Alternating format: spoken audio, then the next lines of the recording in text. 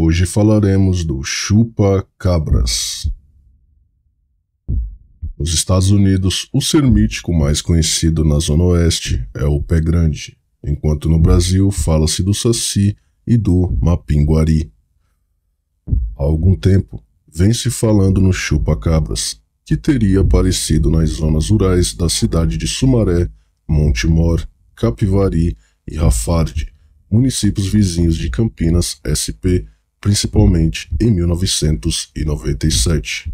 Alguns habitantes dessas regiões afirmam que a morte de bois e ovelhas, cuja causa mortis é desconhecida, se deve a um animal de hábitos noturnos que ninguém viu, mas que a imaginação atribui ao chupa-cabras.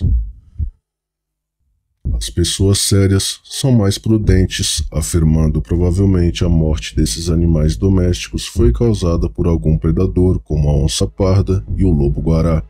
Outros atribuem a morte a alguma seita satânica.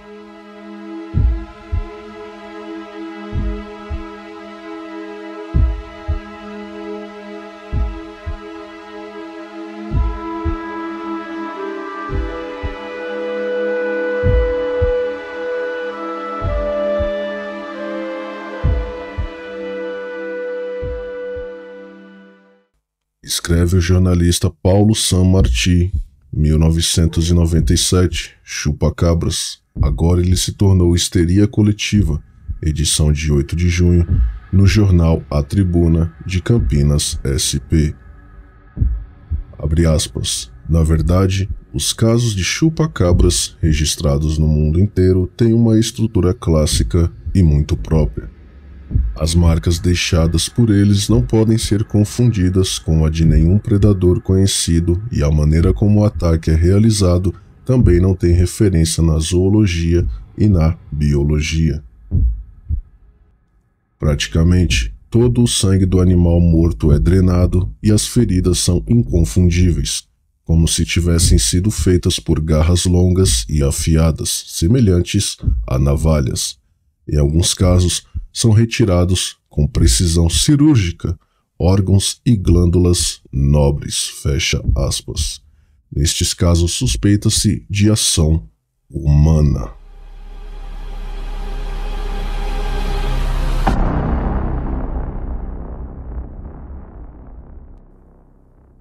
Em outros países como Porto Rico, México e interior dos Estados Unidos da América, algumas mortes de animais domésticos mutilados foram atribuídas ao chupa-cabras desde 1995.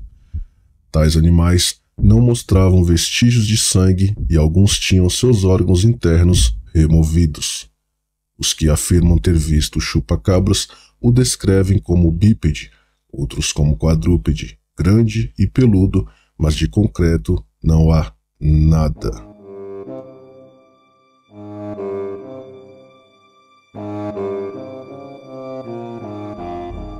Um baba-orixá de Campinas afirma ter visto o animal durante a noite, descrevendo-o como tendo duas pernas com poucos pelos, sem cauda, sendo peludo da cintura para cima e com um focinho semelhante ao de um lobo.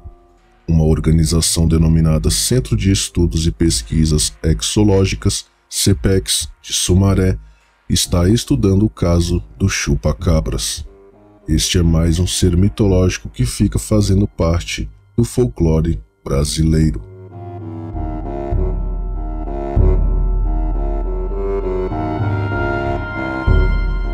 Chupa-cabras, um mito? Uma lenda? Tudo o que sabemos é que ataca à noite e tem uma fraqueza por sangue.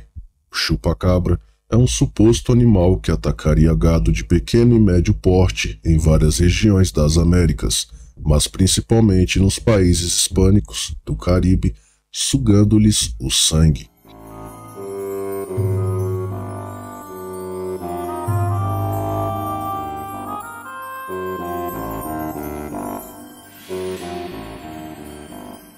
O nome foi-lhe dado em Porto Rico em 1995, mas a origem da lenda está relacionada a mutilações de gado que começaram a se tornar assunto de especulações sensacionalistas nos Estados Unidos em 1967. Mutilações de gado nos Estados Unidos.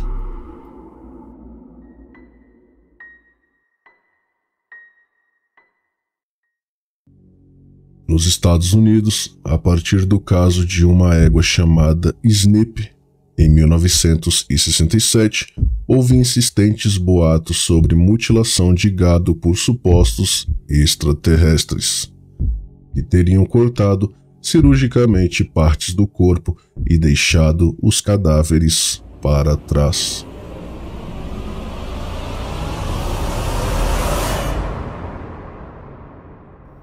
Sempre que especialistas puderam examinar as carcaças, deram explicações racionais. No caso de Snip, o veterinário concluiu que ela havia sofrido uma infecção generalizada causada por tiro nas patas e depois sacrificada com um golpe de instrumento cortante na nuca. O descarnamento da cabeça e pescoço, deixando a maior parte da carcaça para trás, foi o resultado de pegas e outros corvídeos, que não conseguem picar através do couro de um cavalo, mas comem a carne e a pele se encontrarem uma brecha, terem tirado proveito do corte da nuca. Em 1979, o FBI fez uma ampla investigação dos casos procurando determinar se as mutilações eram criminosas, recorrendo a exames por especialistas em universidades. A conclusão, no relatório de autoria de Kenneth Rommel, foi de que praticamente todos os casos se deviam a predadores, principalmente coiotes, canis latrans, que, como esclareceu o patologista, são capazes de fazer cortes que, a olho nu, podem parecer limpos e nítidos como os de uma faca afiada, embora um exame mais cuidadoso mostre como foram rasgados. Em outro caso, o veterinário informou que a morte foi devida a uma raposa vermelha, Vulpes fulva, e outros ainda a necrófagos. O relatório menciona o caso de um corvo observado em Manitoba, Canadá, que despedaçou um réptil e lhe tirou o fígado sem tocar o resto, deixando apenas um furo na pele. Em alguns casos, havia evidências de ação humana, tais como o uso de tranquilizante e anticoagulante, antes da mutilação, mas não foi possível identificar os responsáveis ou os seus motivos. Podia se tratar de sociopatas, algum tipo de ritual ou mera busca de publicidade.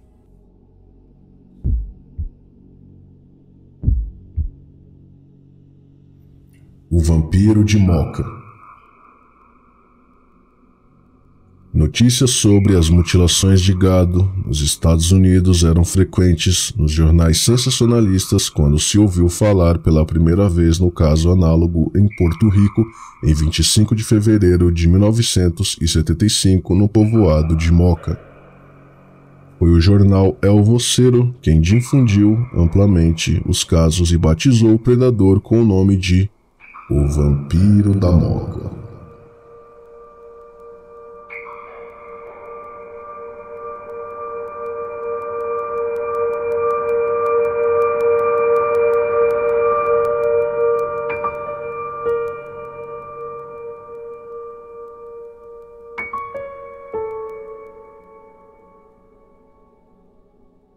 A crença popular atribuía a morcegos vampiro as mortes dos animais. Segundo se dizia, as feridas pareciam produzidas por uma punção ou um instrumento corante que destrói a seu passo os órgãos vitais. No caso das aves, tinha um diâmetro ao redor de 6,4 milímetros e no das cabras, de mais de 25,4 milímetros. A localização da ferida variava, embora, em sua maioria, estivesse no pescoço ou peito do animal. Todos os casos ocorreram de noite, principalmente em horas da madrugada. Os membros da Comissão de Agricultura do Senado e o comando da polícia especularam que o causador fosse um ser humano desequilibrado ou uma seita satânica. O chupa-cabras.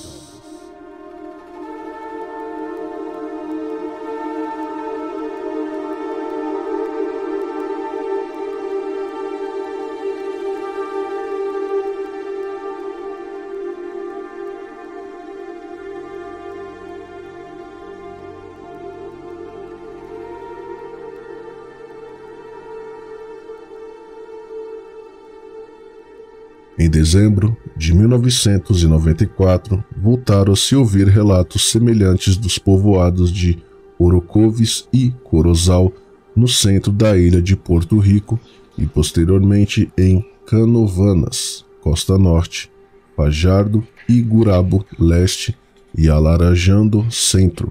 Também foi visto em Lajas e Bela Vista, no Ponce. Nesta ocasião, os jornalistas utilizaram o nome com maior penetração na população: chupacabras.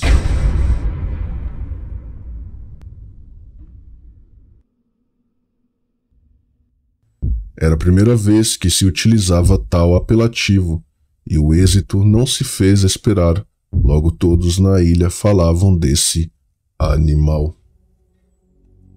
Falava-se de criaturas com estaturas que iam de 0,90 centímetros a 1,80 m.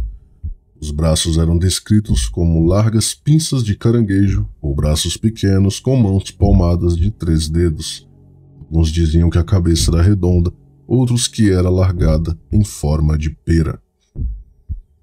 De acordo com algumas testemunhas, as pernas do ser eram parecidas com as dos répteis, mas outros afirmavam que se pareciam mais às das cobras.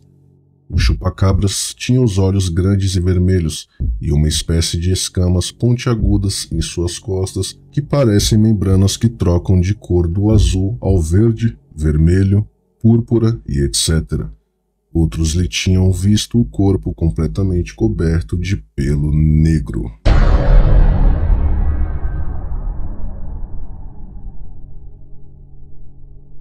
Tampouco havia concordância na forma de se mover. Dizia-se que era capaz de correr muito rapidamente, subir árvores e saltar mais de 6 metros. E por outro lado se afirmava que tinha as patas atrofiadas e era incapaz de caminhar, muito menos de correr, por isso se deslocava voando. A partir de algumas das descrições do chupacabras, jornalistas porto-riquenhos publicaram esboços que claramente foram tomados como modelo dos testemunhos posteriores. As descrições passaram a ser bem mais uniformes. A difusão do chupacabra.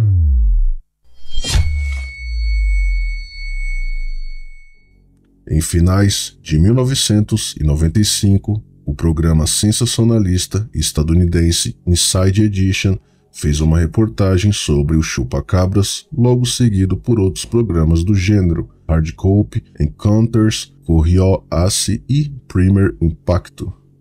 Assim que os programas foram transmitidos da Flórida para as TVs em língua espanhola das Américas, começaram a se apresentar os primeiros relatos em outras partes do continente, a começar pela própria Flórida. Logo os relatos se estenderiam a Venezuela, Guatemala, Colômbia, Honduras, Panamá, Costa Rica, Nicarágua e outras partes dos Estados Unidos e México.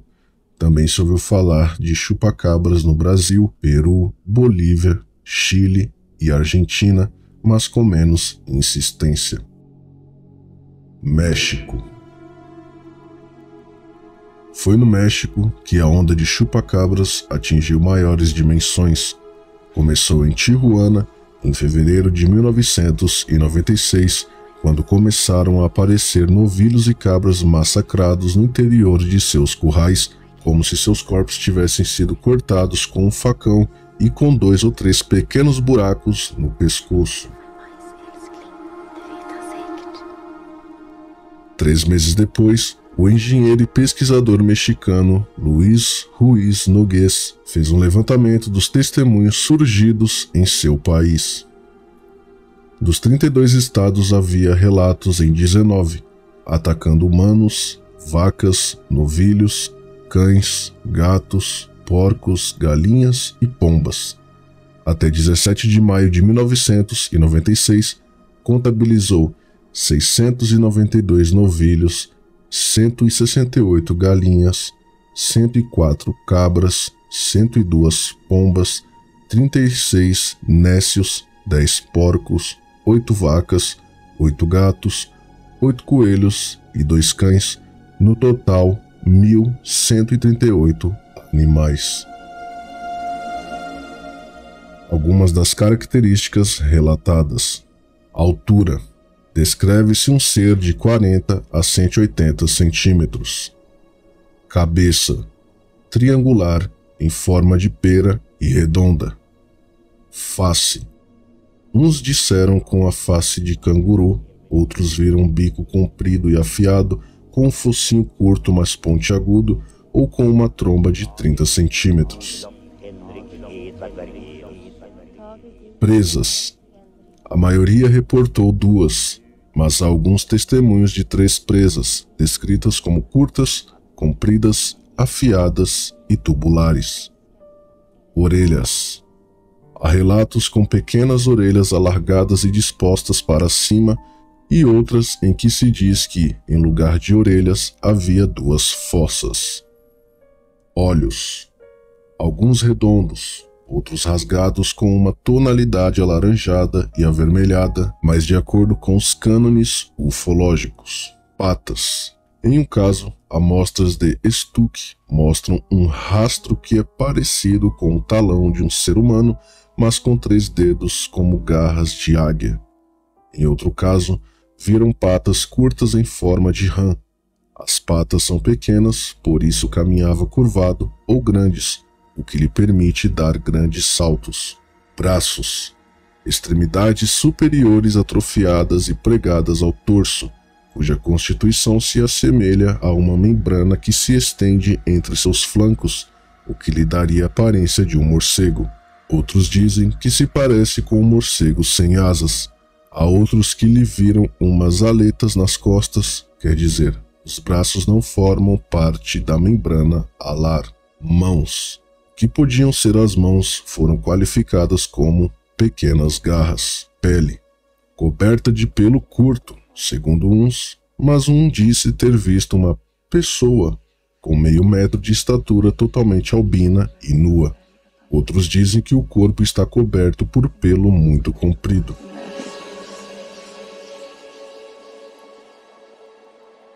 Cor. Albino, cinza ou negro. Também se disse que, como os camaleões, sua pele troca de cor em tonalidades que vão do negro e azul ao vermelho e violeta. Voo. Emite um forte zumbido ao voar e seu voo é grácil e veloz, o que se contrapõe com a declaração de uma testemunha. Sua forma de voar é muito torpe. Como nos Estados Unidos, os casos seriamente estudados no México mostraram a ação de predadores ou humanos. Viu-se também animais mortos por golpes de picadores de gelo. Algumas necrópsias nas cabras e novilhos concluíram pelo ataque de um animal feroz, possivelmente um jaguar ou puma. Em outro caso, em Chiapas, tratou-se do ataque de uma matilha de cães, como mostraram suas pegadas. Em nenhum caso estudado por veterinários verificou-se a frequente e alegada ausência de sangue. O aumento de temperatura e a prolongação das secas sazonais causavam a migração de animais como pumas, cães, raposas, coiotes e etc., que em busca de mantimentos atacam os animais do curral.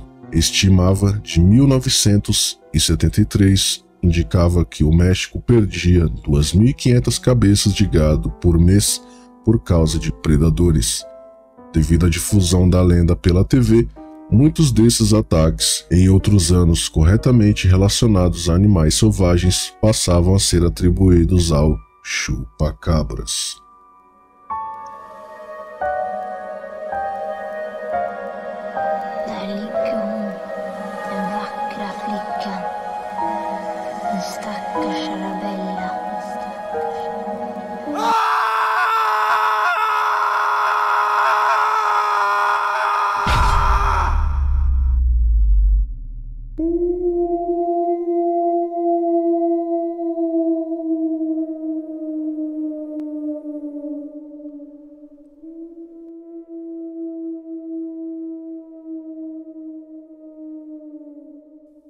As principais formas dadas ao chupa-cabras incluem as seguintes: reptiliana, pele cinza ou verde, escamosa e com espinhos que correm pelo dorso de 0,9 a 1,2 metros de altura.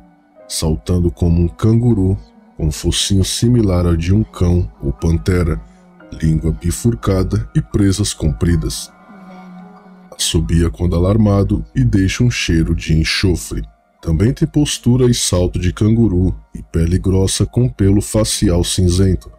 Cabeça semelhante a um cão, dentes grandes, alguns disseram tê-lo visto saltar mais de 50 metros em linha reta, sem o uso de asas ou outro meio de sustentação no ar.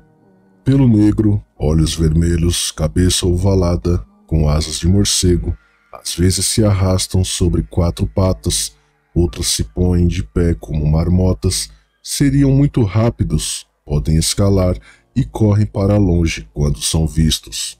Vista como uma raça estranha de cão selvagem sem pelo, com espinha e órbitas oculares muito pronunciadas e dentes e garras típicas de caninos.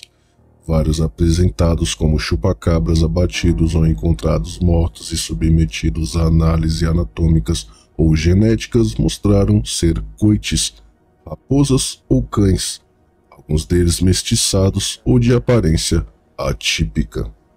Anfíbia, pele roxa, braços longos, língua comprida e dentes muito pequenos.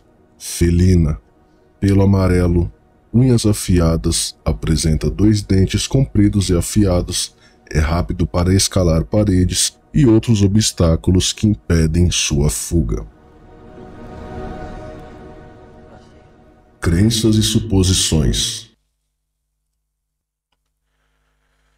Afirmações e suposições sobre os chupacabras divulgadas pela imprensa sensacionalista incluem: são os mesmos extraterrestres que tripulam os OVNIs.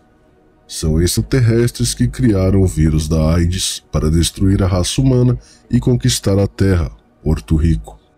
É um mascote de extraterrestres que, por esquecimento ou maldade, abandonaram-no na Terra. Trata-se do espírito do alienígena morto em Roswell, que está penando porque não lhe permitiram morrer em paz, já que foi objeto de uma autópsia e seus restos se encontram congelados em um hangar da base aérea de Wright-Patterson. 2 espécimes do chupacabras teriam sido capturados vivos em Porto Rico nos dias 6 e 7 de novembro de 1995, um no povoado de São Lourenço e o outro no Parque Nacional El Inhunque, e levados aos Estados Unidos por pessoal militar perfeitamente treinado. É o resultado de manipulações genéticas altamente sofisticadas, resultado de algum experimento científico maluco que escapou de um laboratório dos Estados Unidos. Abre aspas. Provavelmente é um pterodáctilo que retornou à vida por manipulações como as que vimos em Jurassic Park. Fecha aspas. É a metamorfose de um morcego que, depois de ter se alimentado com águas poluídas pelas diversas substâncias químicas que jogam às drenagens, aumentou seu tamanho. É uma entidade demoníaca liberada na Terra como castigo dos pecados humanos. É um animal real e normal, não classificado pela ciência, a ser estudado pela criptozoologia. É um animal mutante, aberração da natureza. É um animal que se esconde em cavernas subterrâneas. É um fóssil vivo, uma sobrevivência do Trinaxodon, animal do tamanho de uma raposa, cerca de 50 centímetros de comprimento, que existiu no Triássico, entre 248 milhões e 245 milhões de anos atrás, ou seja, um gênero de sinodontes, animais de transição entre répteis e mamíferos.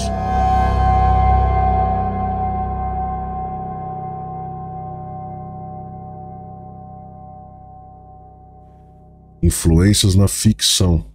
O chupacabras apareceu em vários seriados de TV, inclusive Arquivo X, e em desenhos animados como Scooby-Doo e O Monstro do México e As Terríveis Aventuras de Billy Mandy, além de aventuras de super-heróis dos quadrinhos.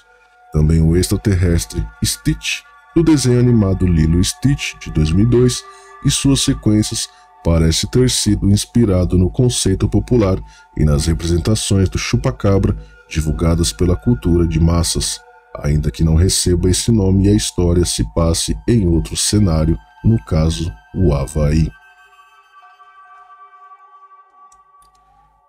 O chupa-cabra no Domingo Legal.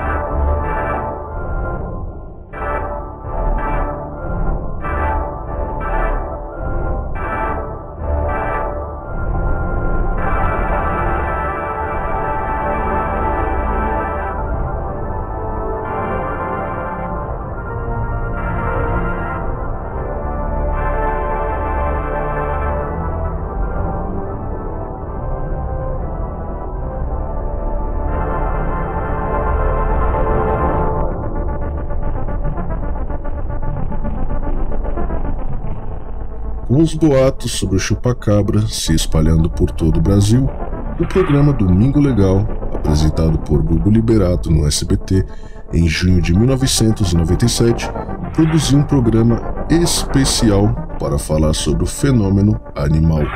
Gugu recebeu em seu palco o repórter investigativo Saulo Gomes, que foi apresentado a uma pessoa que dizia ter a cabeça do suposto chupa-cabra. O apresentador mostrou diversas imagens assustadoras do animal. Gomes dizia que a cabeça apresentava características gelatinosa e com um mau cheiro terrível. O jornalista também chegou a dizer que soube de humanos que também foram vítimas do chupa-cabra.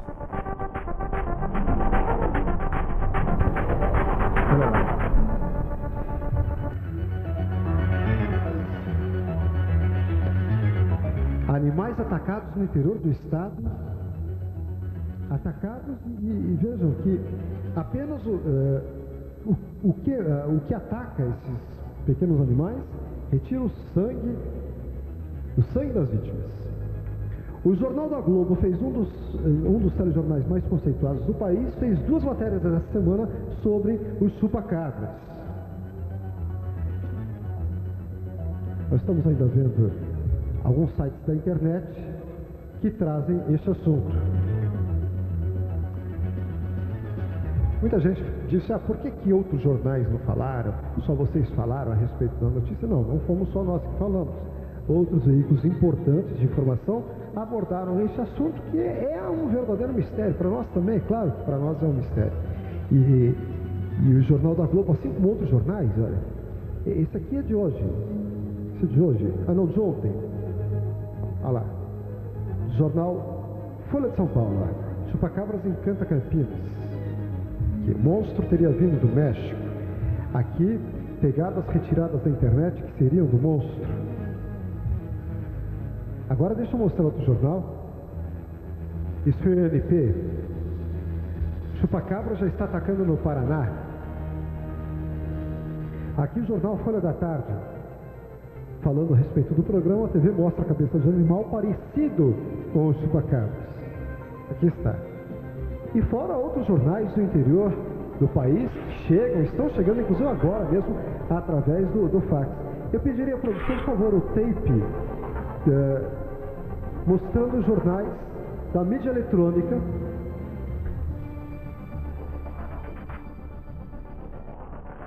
Uma reportagem cheia de mistério, Gomes entrevistou um homem que não quis ser identificado, que teria em mãos a possível cabeça do chupa-cabra. O objeto era claramente um animal mumificado não identificado. Possuía um mau cheiro terrível, repetiu Saulo, afirmando que a cabeça em questão possuía muita semelhança com o ET de Varginha. O homem tentou explicar como a cabeça foi encontrada, mas disse que foi um amigo pescador que a achou e não tinha muitos detalhes, apenas que foi em uma noite de pescaria e que o animal possuía membranas em suas patas. Abre aspas. Como eu vi a foto no jornal e achei parecido, quis colaborar com o programa. Fecha aspas, afirmou o homem não identificado. Na época, diversos biólogos e veterinários disseram que o que foi mostrado no Domingo Legal lembrava uma raia, com algumas partes cortadas. Em outro programa, Gugu deu continuidade à matéria, trazendo o biólogo Hertes Figueiredo dos Santos, de Ribeirão Preto, São Paulo, que apresentou uma raia conservada em via úmida. Em julho, o caso foi solucionado, Saulo Gomes e a equipe do programa foram ao local, onde a cabeça permaneceu por 20 anos, um bar na Barra Funda, em São Paulo.